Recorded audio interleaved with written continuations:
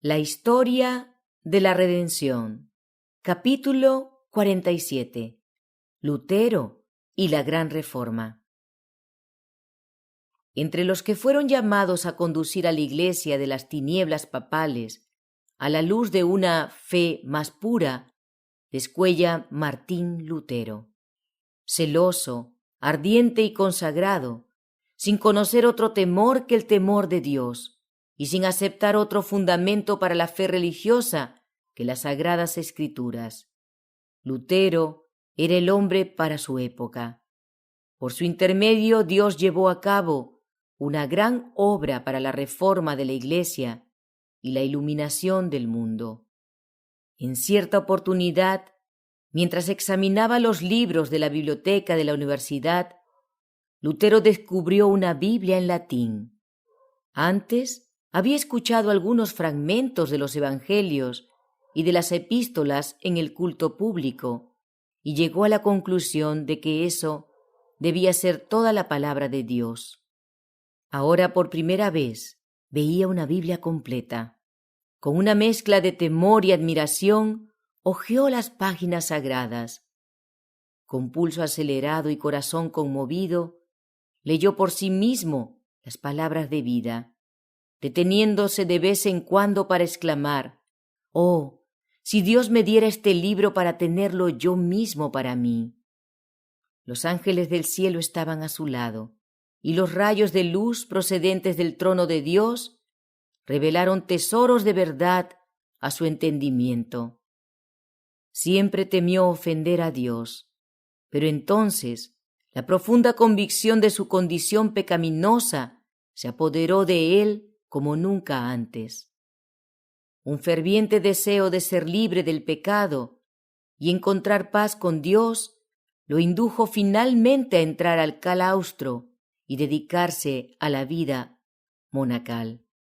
Todo momento libre que le permitían sus deberes cotidianos los empleaba en estudiar, privándose del sueño y aun sacando tiempo de los momentos que dedicaba a sus humildes comidas. Sobre todas las cosas se deleitaba en el estudio de la palabra de Dios. Descubrió una Biblia encadenada al muro del convento y a menudo acudía a ella. Lutero fue ordenado sacerdote y se lo llamó desde el claustro para que ejerciera un profesorado en la Universidad de Wittenberg.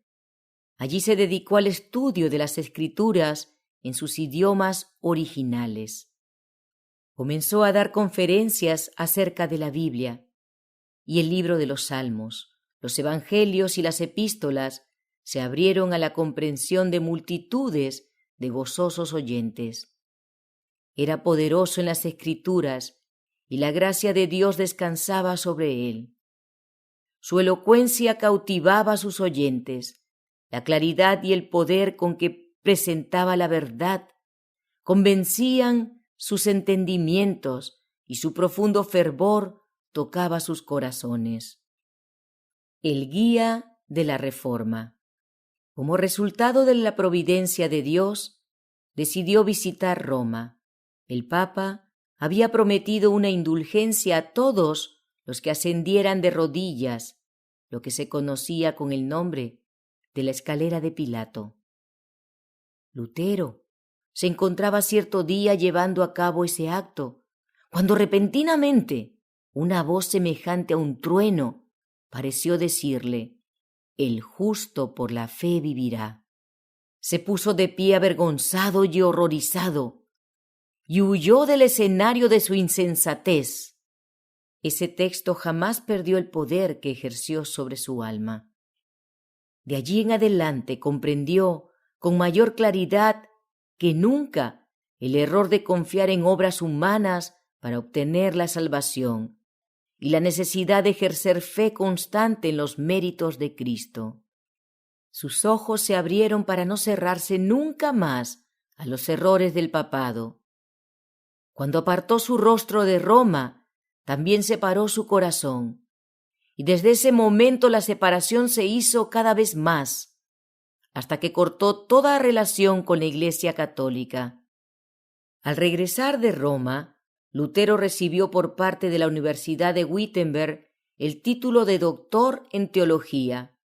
Entonces se sintió en entera libertad para dedicarse como nunca antes a las escrituras que tanto amaba.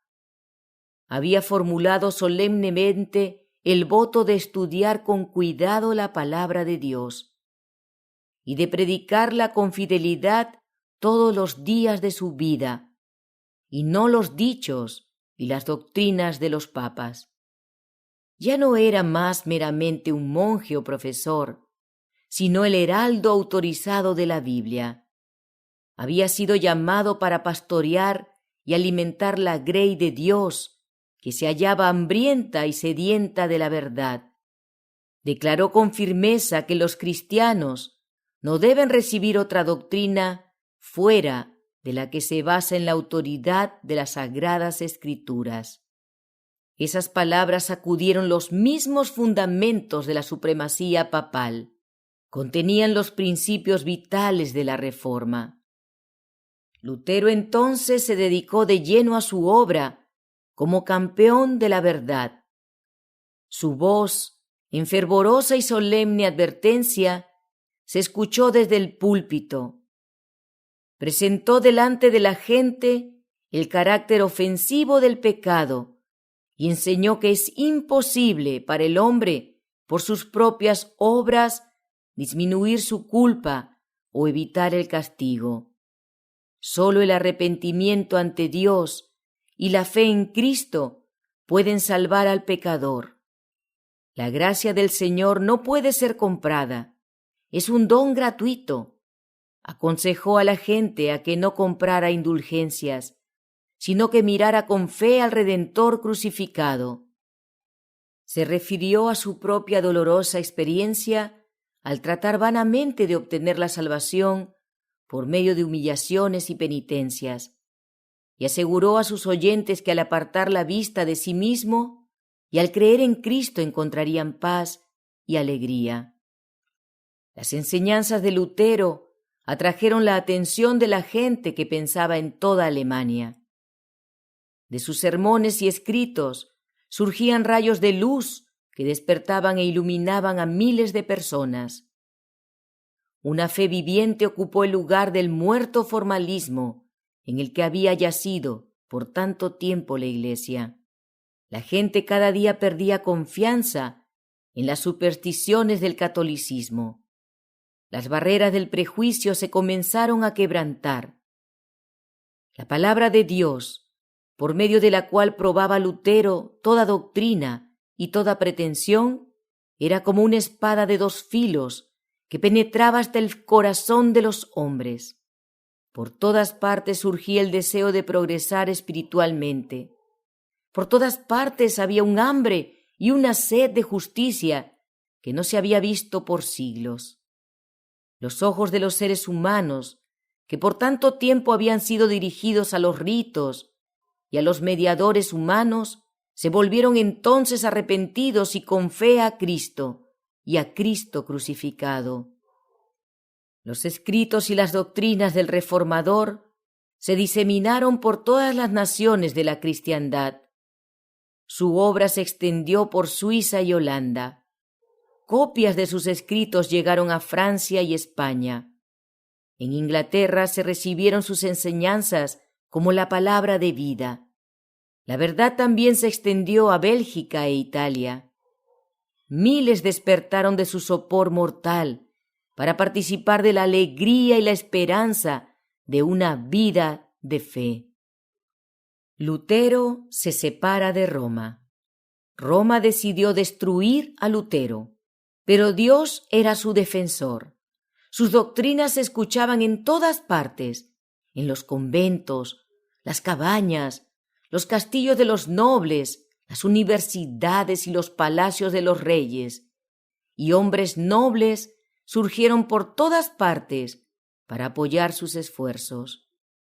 En una invitación al emperador y a la nobleza de Alemania en favor de la reforma del cristianismo, Lutero escribió lo siguiente con respecto al Papa: «Es horrible contemplar al hombre que pretende ser vicario de Cristo mientras ostenta una magnificencia que ningún emperador puede igualar. ¿Es esto ser semejante al pobre Jesús o al humilde Pedro? Es, nos dicen, el Señor del mundo. Pero Cristo, de quien se vanagloria de ser vicario, dijo: mi reino no es de este mundo. ¿Pueden los dominios de un vicario superar a los de su superior? Escribió lo que sigue acerca de las universidades. Temo muchísimo que las universidades lleguen a ser la gran puerta del infierno, a menos que trabajen con diligencia para explicar las sagradas escrituras y las graben en el corazón de la juventud. No aconsejo a nadie que envíe a sus hijos donde las escrituras no reinen supremamente. Toda institución en la cual los hombres no estén ocupados incesantemente por la palabra de Dios se corromperá. Este llamamiento circuló rápidamente por toda Alemania y ejerció una poderosa influencia sobre la gente. Toda la nación se levantó para unirse bajo el estandarte de la Reforma. Los opositores de Lutero, que ardían con el deseo de vengarse, instaron al Papa para que tomara medidas decisivas contra él. Se decretó que sus doctrinas fueran condenadas inmediatamente. Se le dieron 60 días al reformador y a sus adherentes, después de los cuales, si no adjuraban, serían excomulgados. Cuando la bula papal llegó a manos de Lutero, éste dijo: la desprecio y ataco como impía y falsa. Es Cristo mismo quien aparece condenado allí. Me alegro de tener que soportar todos estos males por la mejor de las causas. Ya siento más libertad en mi corazón, porque por fin me doy cuenta de que el Papa es el Anticristo y de que su trono es el de Satanás mismo. Pero las palabras del pontífice de Roma todavía tenían poder. La prisión, la tortura y la espada eran armas poderosas para imponer sumisión. Todo parecía indicar que la obra del reformador estaba por terminar. Los débiles y supersticiosos temblaron ante el decreto del Papa, y aunque había simpatía general por Lutero, muchos creyeron que la vida era demasiado cara para arriesgarla por la causa de la Reforma.